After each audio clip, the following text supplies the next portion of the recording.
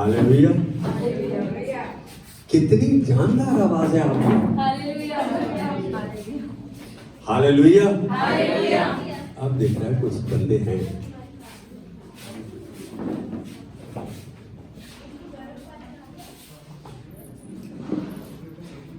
कितने बंदों को नए जन अच्छे लगते हैं,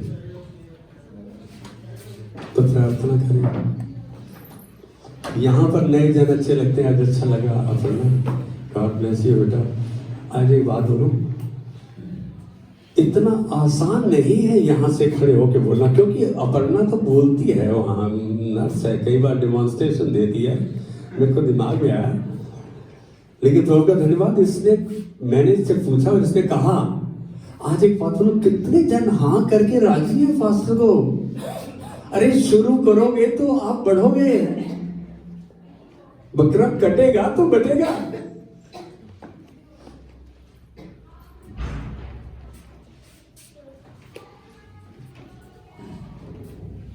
जो वचन आज दशवांश भेंटे वेलकम और ऑफरिंग में बांटा गया, उसमें प्रभु ने एक बात कही। प्रभु ने आपको आशीष देने का वादा ही नहीं किया, वाचा बांध ली।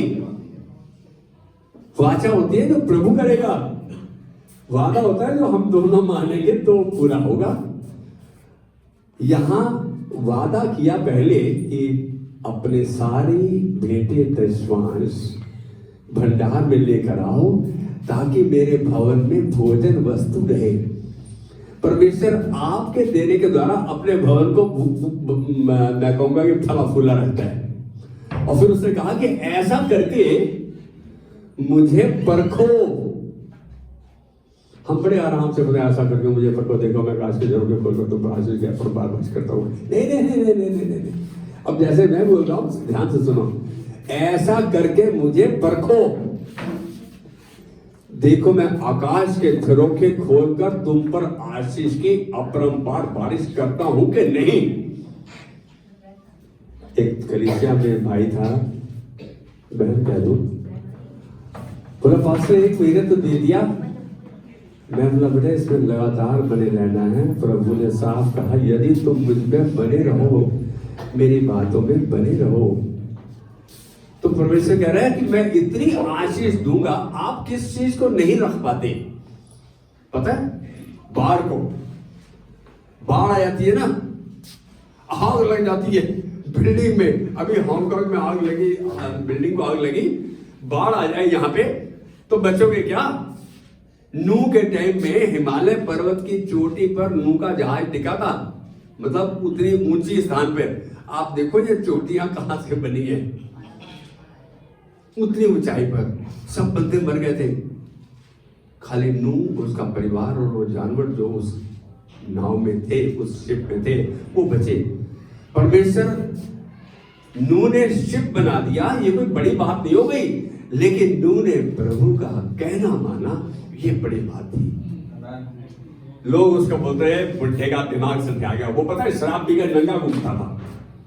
अब लेकिन आज्ञाकारिता में उसने जैसा प्रभु ने जो साइज का जैसा बनाने को कहा वैसा ही बनाया उसने। उसकी आज्ञाकारिता के द्वारा आज हम नूह की पीढ़ी के कहला सकते हैं, कहलाते हैं। आदम होगा कि नहीं है आप? आदम होगा तो खत्म हो गए। नूह की पीढ़ी के परमेश्वर किसी को चुन सकता है अपने महान उद्धार के कार्य के लिए, किसी को भी जो उसको वादा कर दे। प्रभु अब मैं तेरे कहे पर, दाऊद ने मालूम है भजन संहिता 119 का 105 पे कहता है, तेरा वचन मेरे पांव के लिए दीपक, मेरे मार्ग के लिए उजाला है। 106 में कहता है कि मैं तेरे धर्म में नियमों का पालन करूंगा। मैं शपथ खाता हूं, निर्णय लेता हूं कि मैं तेरे धर्म में नियमों का पालन करूंगा। दाऊद के हृदय को देखो तो सही। हमने तो ये देख लिया, बस बेसिक को ले गया अपने घर में अपना उसके साथ सो गया और उसके पति को मरवा दिया। लेकिन जो नजदीकी दाऊद ने, इसीलिए उसकी नजदीकी के कारण परमेश्वर ने दाऊद को अपने हृदय का व्यक्ति कहा। अरे आप गलती करते हैं, गलती सुधार के लिए है, गलती सुधार के लिए है, तो सुधार ले। जहां हमें पता लग जाए आज विडंबना क्या है, कोई किसी को बोल देता है तो उसको अच्छा नहीं लगता, उसके शक्ल के भाव बता देते हैं कि उसको अच्छा महसूस नहीं हो रहा। कोई परिस्थिति यदि अच्छी नहीं है तो हम रोने धोने लगते हैं, कुड़कुड़ाने लगते हैं, बुड़बुड़ाने लगते हैं। क्या उस परिस्थिति के लिए धन्यवाद देते हैं? क्या उस परिस्थिति में खुश हो सकते हैं? यस बोल रहे नहीं। मैं कह रहा हूं कि आज ये निर्णय लो कि प्रभु कुछ भी हो जाए, मैं तुझे धन्यवाद का वरदान चाहूंगा और खुश रहूंगा। मेरे जैसे सेंसिटिव बंदे के लिए बहुत मुश्किल है। मेरे को मीतू बोल रही शनिचरवार को, कह रही है कितनों को बार बार बोलोगे, कितनों को उस काम के लिए बार बार रिपीट कराओगे, कितनों को बोलोगे? आपको वचन कौन सा याद रहता है जो बार बार रिपीट करते हो? आप कौन कौन कॉर्पोरेशन स्कूल में पढ़ा है? मैं पढ़ाऊं एमसी मिडिल स्कूल करमपुरा। आपको पढ़ा कैसे याद हो जाता है? वचन कैसे याद होगा? बार बार बोलने से, रिपीट करने से। एक चीज को बार बार बोलो, बार बार बोलो, वो आपका अपना हो जाता है। मैं एक छोटी सी गवाही देना चाहता हूँ, बताना चाहता हूँ। मैं बच्चों को 4 या 5 बच्चों को रात को 10:30 से 12 तक फ्री पढ़ाता था। मेरी अपनी बेटी, मेरी बहन का बेटा, मेरे सीए का बेटा और एक हमारी सोसाइटी आईडीपीएल का उनकी बेटी थी। पैसे नहीं लेता था, उनको पढ़ाता। उनको बोला अपने बाप को बोलना लेके जाएगा तुमको छोड़ने वोड़ने 10:30 से 12 तक। क्योंकि तुम्हें याद नहीं होगा तो उस चीज का इस्तेमाल कैसे करोगे? मैंने मैथ्स और इंग्लिश मेरा बड़ा पेट सब्जेक्ट रहा है। मैंने बोला बेटा ये 25 बार लिखोगे सारे फॉर्मूलाज, तुम्हारे मैथ्स के 10वीं क्लास के 25 बार हर लिखो, हर फॉर्मूला लिखो। सबसे पहले ऑब्जेक्शन मेरी बेटी का आ गया, 25 बार क्यों लिखेंगे हम?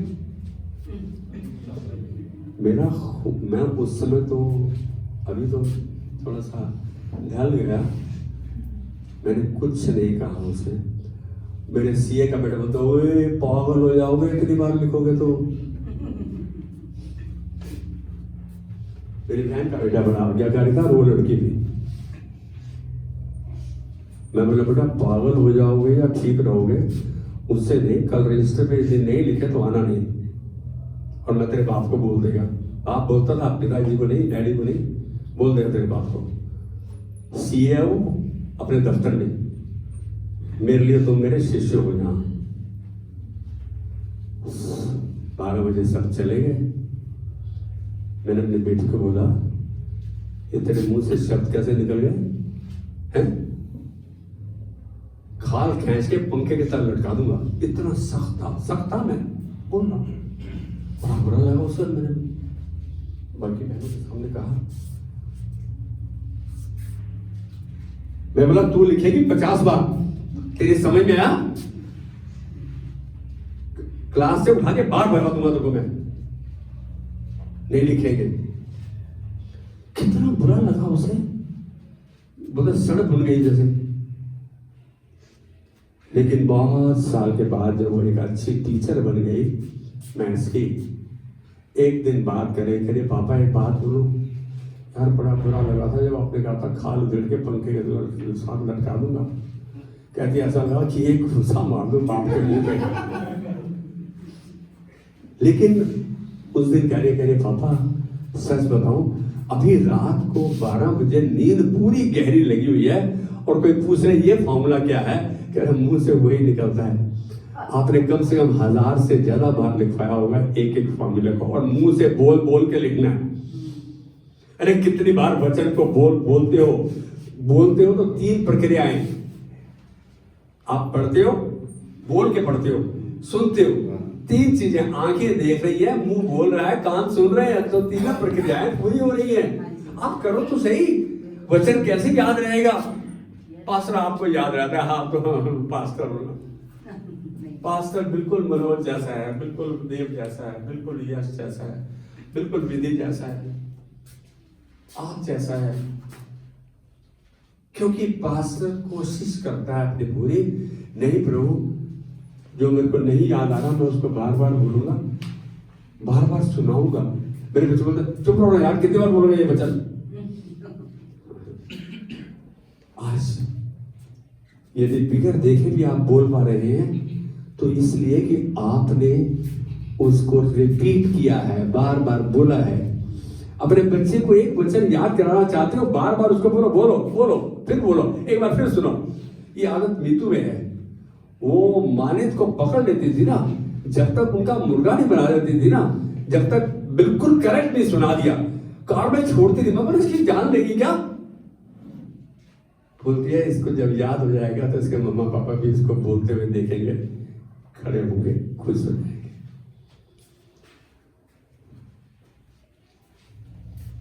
मेरी बेटी बोली पापा इतना अच्छा याद रहता है कि अब पता लगता है यार हमें डांट, हाँ डांट किसको अच्छी लगती है? डांट अच्छी लगती। हमको कोई टोके अच्छा नहीं लगता, हमको कोई बोले अच्छा नहीं लगता। मैं कह रहा हूं मुझे भी अच्छा लगता, लेकिन अब एक बात समझ में आ गई है, जब तक कोई मुझे ना समझाए मैं क्यों कर समझूं। ये मंत्री ने कहा था, कंदाके की रानी का मंत्री खोजा है, उसने कहा था। तो आज मैं कह रहा हूं कि मैंने फिर भी इस बात को कहूंगा कि यदि मेरे सही शब्द या मेरा बार बार बोलना भी किसी को बुरा लगता है तो आई एम सॉरी, मैं माफी मांगता हूं, आई अपोलोजाइज। क्योंकि बुरा तो लगता है, बुरा लगता है तो उसका असर भी दिखता है, चेहरे के भाव भी दिखते हैं। आप में से मैंने पूछा था सवेरे, बुद्धिमान कौन है और मूर्ख कौन है? कितने आदमी हैं जो मैं जिनकी सलाह लेना चाहूं तो ले सकता हूं? कोई हाथ खड़ा करेगा? सलाह लेना चाहूं, कितने ऐसे हैं? क्या बात है, मैं हाथ खड़ा करने में बोलता हूं तो मेरे को सलाह देने के लिए। वैसे सारे बड़े बहुत बड़े गाइड हैं, बहुत बड़े सलाहकार हैं, बड़े इंटेलिजेंट है, बहुत बुद्धिमान है। बॉबी बेटा है, बॉबी भी बहुत बड़ा बुद्धिमान आदमी है। एक बात बोलो, प्रभु के वचन के मुकाबले में उसके वचन को मद्देनजर रखते हुए हम मूर्ख हैं। उसका वचन कहता है उसने मूर्खों को चुना कि बुद्धिमानों को मट्टी चढ़ाए। वचन बोलो, उत्तम सलाह किससे मिल सकती है? उत्तम सलाह किससे मिल सकती है? Good advice. कंपनी में तो मैनेजर हैं, सीनियर मैनेजर हैं, एग्जीक्यूटिव ऑफिसर है, डायरेक्टर है, बुद्धिमान है तो उनको उस पद पर रखा गया है, लेकिन वो सांसारिक रूप से हैं। मैं कह रहा हूं कि आज मैं बात करूंगा उत्तम सलाह के बारे में।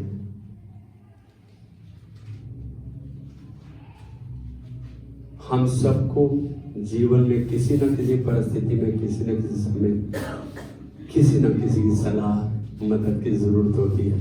मदद का मतलब सलाह है, मदद का मतलब मदद है। मदद का मतलब खाली पैसा नहीं।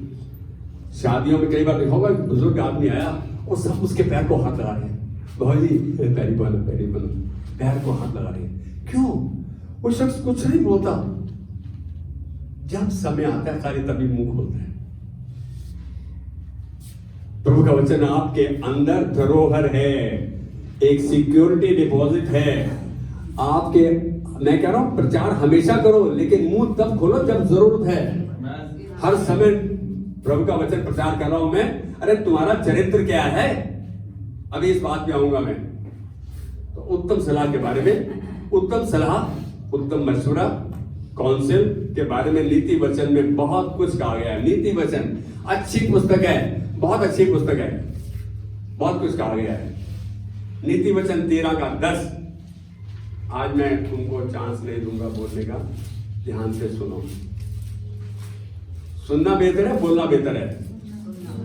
सुनते नहीं, लेकिन हम बहरे हो जाते हैं। बाप ने बोला अबे यार रात को 12 बजे चाय बना लो, पापा प्लीज यार इस समय गिरा। नीति वचन 13:10 कहता है झगड़े रगड़े केवल अहंकार ही से होते हैं। झगड़े रगड़े केवल अहंकार, घमंड, प्राइड, इसकी वजह से होते हैं। परंतु जो लोग सम्मति मानते हैं, सम्मति क्या? बुद्धिमानों की सलाह मानते हैं, उनके पास बुद्धि रहती है। मतलब सब जो बात को कह रहे हैं उसकी बात को मान लेते हैं। सम्मति, सबको सम्मति दे भगवान इकट्ठे रहने की, मिलजुल के। मैं भी इसको और भी तोड़ूंगा इसको। बस शब्द को तोड़ने को संधि विच्छेद कहते हैं, शब्द को जोड़ने को संधि कहते हैं। तोड़ना और जोड़ना, सादी भाषा में। नीति वचन 15:22 घोषणा करता है। नीति वचन 15:22 घोषणा करता है कि बिना सम्मति की कल्पनाएं निष्फल हुआ करती हैं। जो बिना सलाह लिए कोई भी काम करता है, कोई भी योजना बनाता है, कोई भी काम करता है, वो विफल हो जाती है, निष्फल हो जाती है, उसका कोई फल नहीं आता। कई बार हम समझते हैं पति लोग, लड़के लोग, हमें बहनों को पूछने की क्या जरूरत है, ये काम करने से बीवी को बताने की क्या जरूरत है। एक बार एक आदमी ने 50 लाख रुपया इन्वेस्ट कर दिया, मार्केट में लगा दिया। वो 50 लाख में से 25 लाख रह गया, 25 लाख डूब गया। अब बीवी को बताता हुआ डर रहा है यार 25 लाख का नुकसान हो गया, क्योंकि बीवी ने कहा और लगाओ। पूछा तुमने? हैं? अपने आप चल पड़े, भाग पड़े, बड़े बुद्धिमान बनते हैं। और यही यदि 100 मतलब 50 लाख का 1 करोड़ रहता। हमारे जो विचार है ना बदल जाते हैं रीति रिवाज की तरह। रीति रिवाज, ट्रेडिशंस आर अनरिटन लॉज, ना लिखे हुए नियम हैं जो समय अनुसार बदलते रहते हैं। They are not written anywhere. रीति रिवाज हमारे यहाँ ये होता है। हमारे घर में शादी, हमारे बड़े साले साहब अपने छोटे भाई को बोले उनकी बेटी की शादी, कहता जो ना करना हो ना, कहता साਡਾ रिवाज कोई नहीं, हमारा रिवाज नहीं है ये। मेरे कान की खिड़कियां खुल गए। मैं बोला ये मुल्तानी इतने बदतमीज है, अपनी बात बनानी साडा रिवाज होता है, ये करो। अरे भाई मैं तो अब सारे परिवार में उलट हूं। रीति रिवाज मेरे लिए नहीं है, मेरे लिए नहीं है।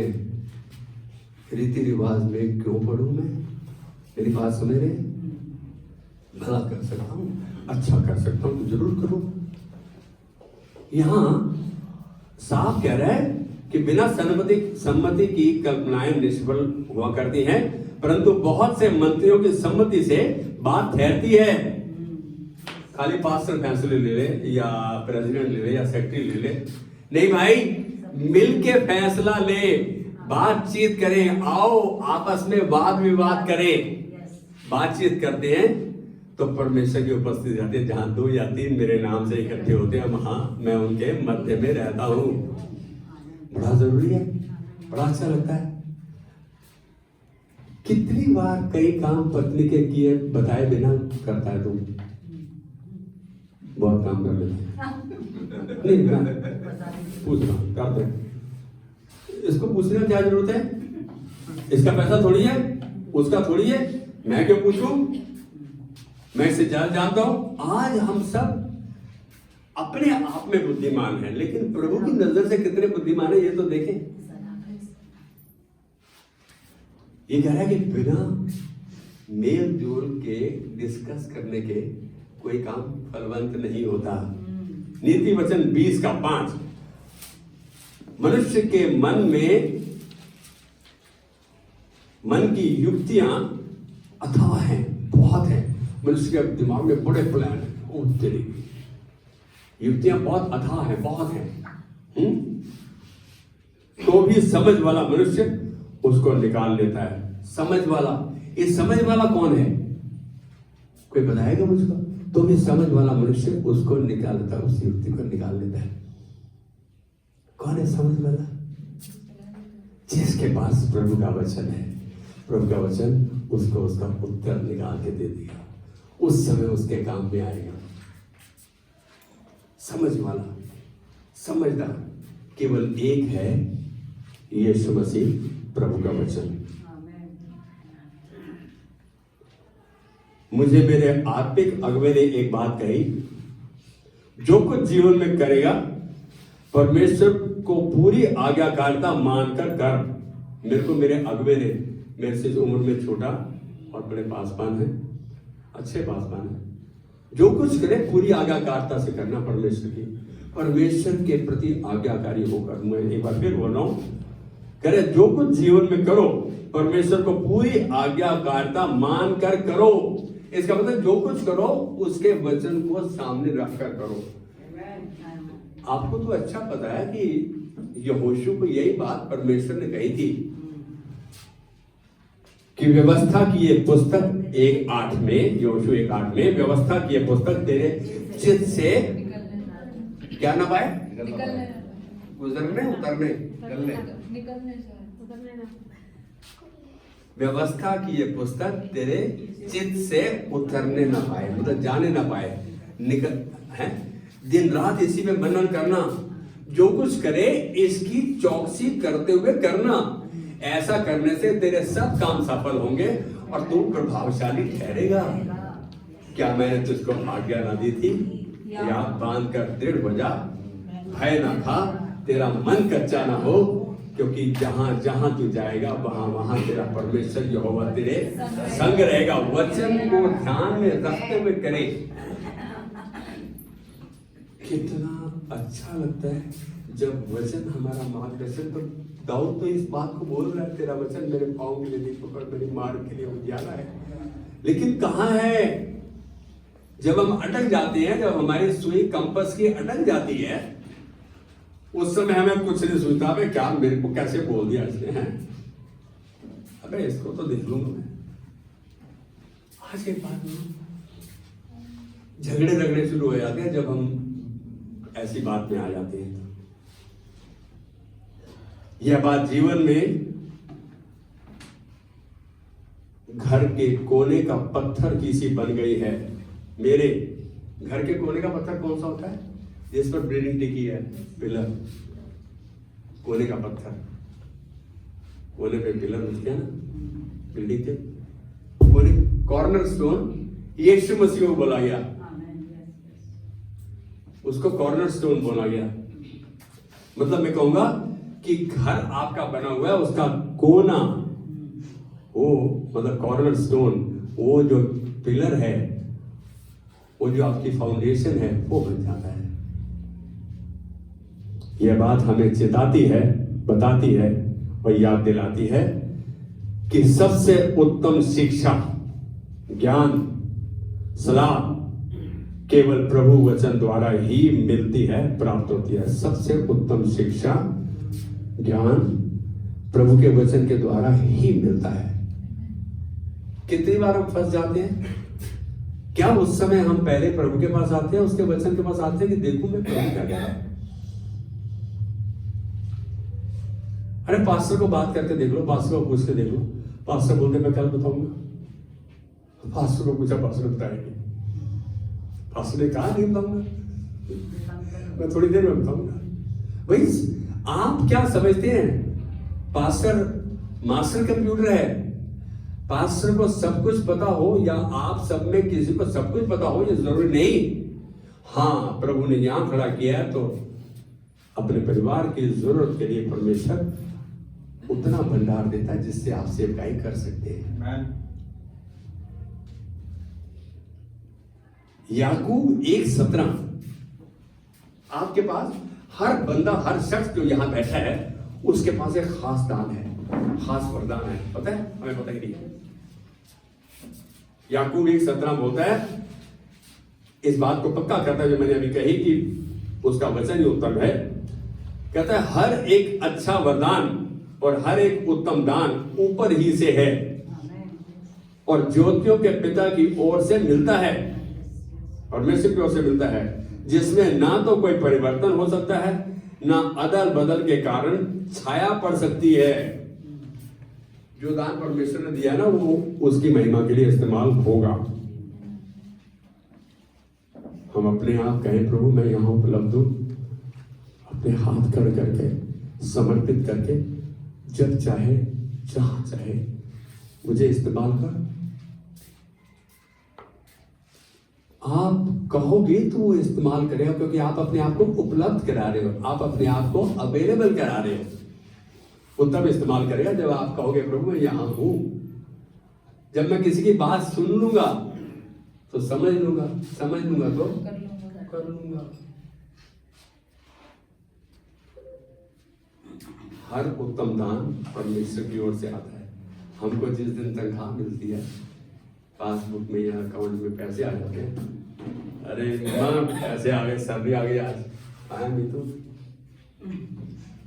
आज सैलरी आ गई हमारी कहीं नहीं कहते अरे इतने पैसे आ गए, कितने पैसे आ गए। इसका भतीजा बोलता है हमारा चाचा चौके छक्के मारता है।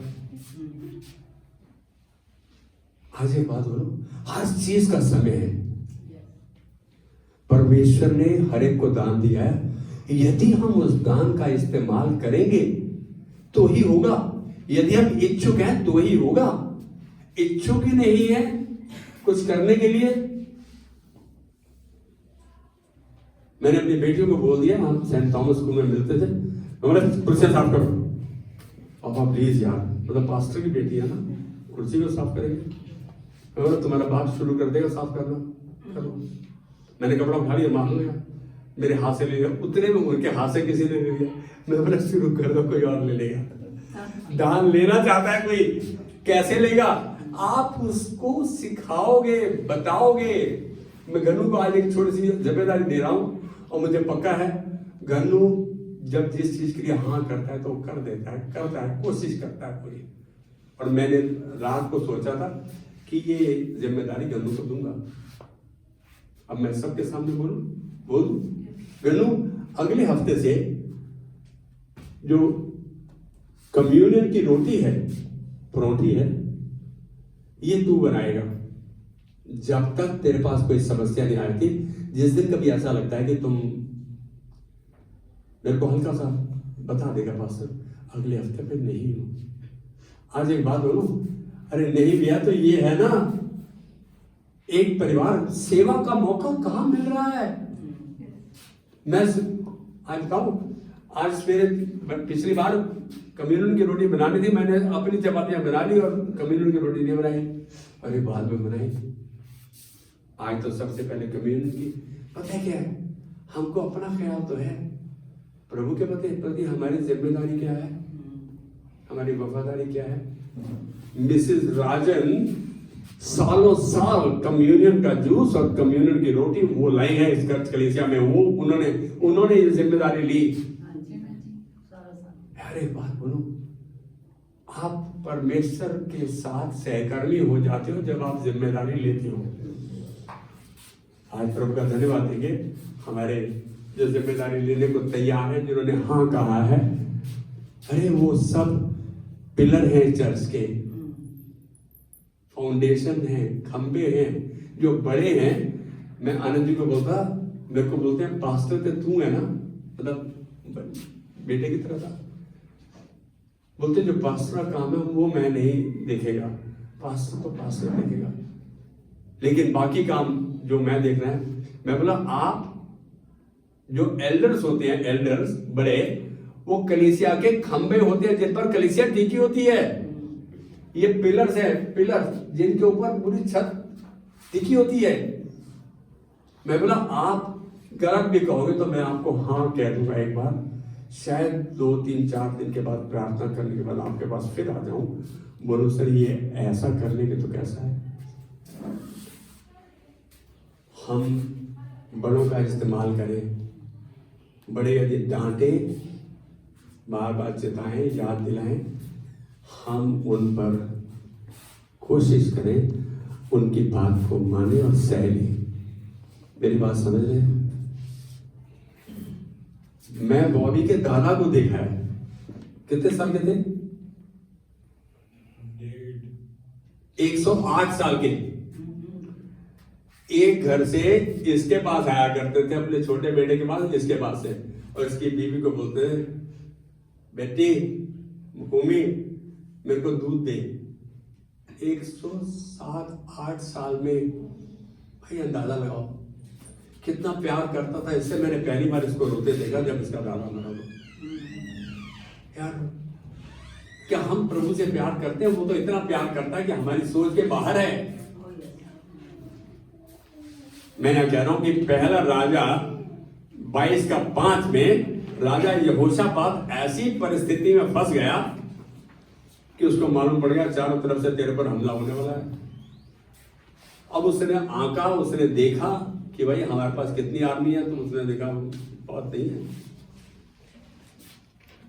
प्रार्थना करने लगा। लेकिन उसने क्या किया, राजा को बोला एक और को, अरे आज की परिस्थिति के लिए प्रभु का वचन क्या है? मतलब कि जो भविष्य वक्ता है उनकी सेवकाई लो। आप सब भविष्य वक्ता हो, आपको पता है कौन मेरे को वचन बताएगा? भविष्य वक्ता हो आप, आशु आप भविष्य वक्ता हो, तू भविष्य वक्ता है। यिर्मयाह 1:5 कहता है, तेरी मां के गर्भ में रचने से पहले मैंने तुझ पर चित्त लगाया और उत्पन्न होने से पहले तेरा अभिषेक किया। मैंने तुझे जातियों का भविष्य वक्ता ठहराया है। तुम्हें पता ही नहीं। अरे पास्टर मैं क्या हूं, मैं पुअर मैन, मेरे को पता है।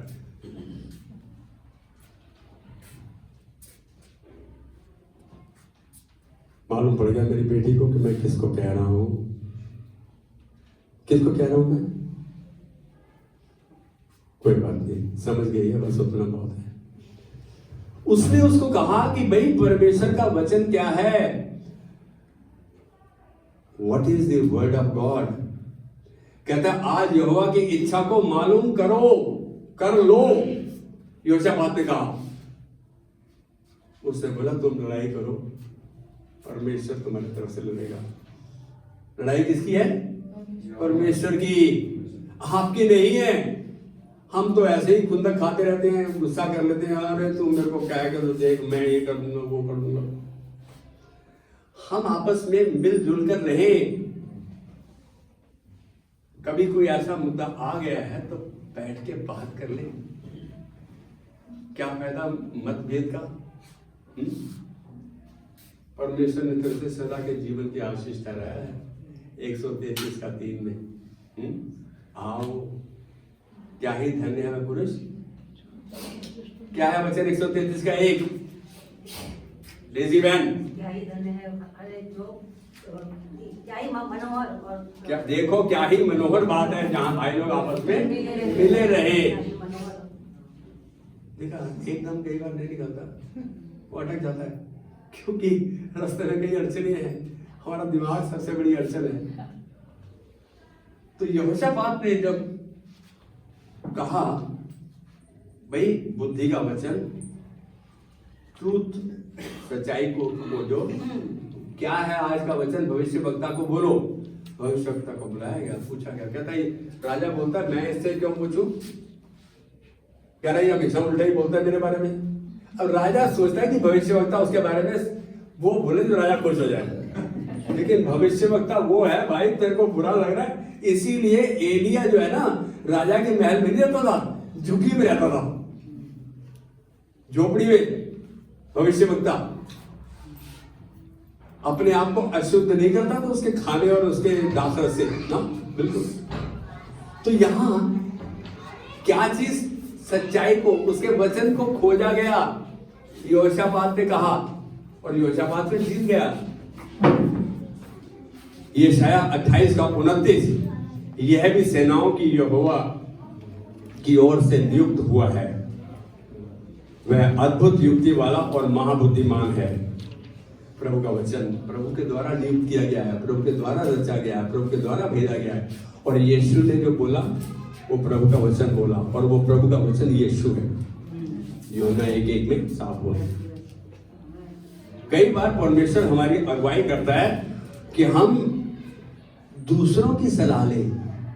हमारे पास प्रभु का वचन नहीं आया, आज की भविष्यवाणी क्या है, आज मैं क्या सोच रहा हूं या क्या मेरे लिए जरूरी है, मेरे को वचन में नहीं दिख रहा।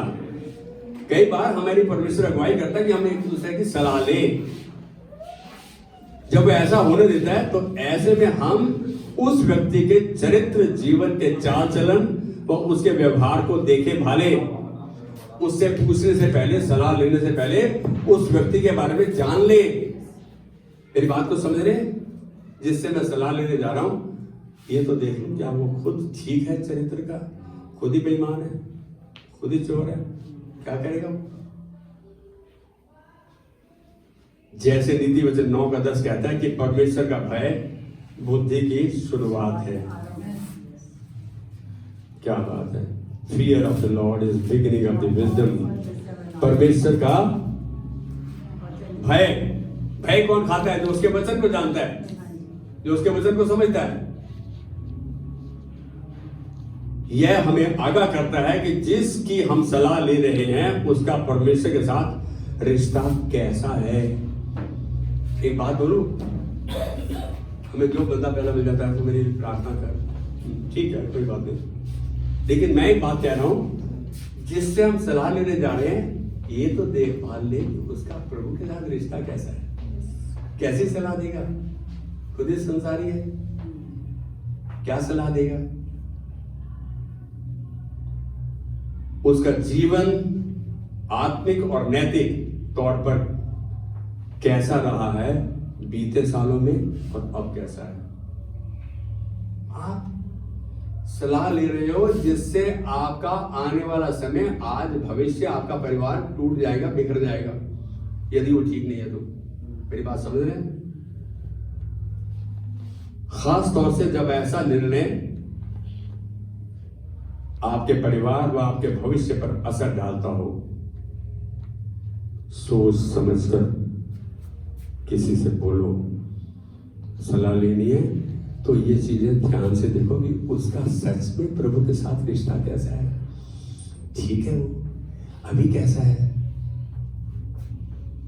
मालूम है, प्रभु का एक दास डीजीएस दिनाकरन, पॉल दिनाकरन के पापा, उसके दोनों फेफड़े फेल हो गए, हॉस्पिटल में पड़ा था। अब ये तो है, जब आप एक अच्छे ओहदे पर होते हो, अच्छी आपके फेमस हो, तो आपके दुश्मन भी होंगे। अब कुछ अगर आप मर गया, आप जाएगा देखना, सीधा कह रहे थे पादे बड़ा पता विश्व रखता है, वो शख्स सांस नहीं आ रहा है उसको। उसके पास एक नर्स आई हॉस्पिटल में, हॉस्पिटल की, उसको जानती नहीं है, उसको जानती नहीं है, उसका सांस कम आ रहा है, ना नहीं आ रहा, फेफड़े उसके काम नहीं कर रहे, उसको कैसे सांस दे रहे हैं पता नहीं। वो आई, उसके हाथ को रख के अपने सर पे रख दिया, बोलता है मुझे आशीष दे, मुझे आशीष दे, मेरे पास बच्चा नहीं है। उसके मुख से निकला गॉड ब्लेस यू, परमेश्वर तेरे को आशीष करे। उसने अपनी ओर से कुछ नहीं बोला। मैं जीसस कॉल्स की मैगजीन सालों साल पढ़ा हूं। ऐसा शख्स जो मौत के मुंह पड़ा, उसको अपनी नहीं पड़ी, कह रहे गॉड ब्लेस यू। और बात की गवाही है कि एग्जैक्ट 11 महीने के बाद उसे बेटा हुआ। उसे पता था ये क्या है, इसका आत्मिक जीवन, इसका नैतिक जीवन, इसका व्यावहारिक जीवन, इसका आर्थिक जीवन कैसा है। अरे उसके घर में लोग आ जाते थे, खाना खाने वाले हैं और आ जाते थे, वो खाना उनको परोस देते थे, खुद भूखे सो जाते थे, प्रार्थना करके प्रभु तेरा धन्यवाद, आज का भोजन तूने इनके लिए बनाया था। जो दूसरों के लिए समर्पित है, प्रभु उसका ख्याल रखता है। क्या नीचे आमेन मित्रों? यहां हम देख रहे हैं कि ऐसा निर्णय हम जब शादी कर रहे होते हैं, कोई भी बात है, घर में कोई परेशानी आती है और परमेश्वर हमारी अगुवाई करता है कि हम किसी सलाह लेने वाला तो ध्यान से देखे उस बंदे का चरित्र, उसका चाल चलन, लेकिन सलाह देने वाला भी ये देखे कि क्या उसने प्रभु के हृदय को खोज लिया है सलाह देने से पहले, या उससे थोड़ा सा टाइम मांग ले।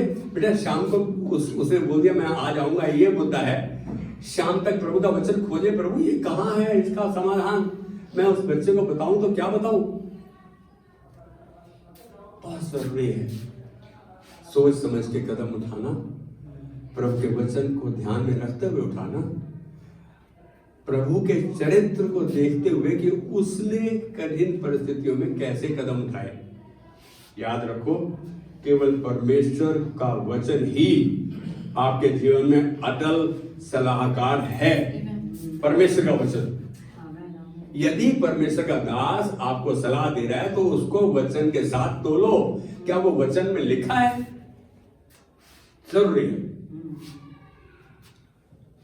परमेश्वर का वचन, परेशानी हो, तूफान हो, बीमारी हो या किसी भी समस्या में आपका एकमात्र सहारा है, एकमात्र सलाहकार है, एकमात्र एंकर है, वो जिसके साथ बड़े बड़े जहाजों को रोका जाता है।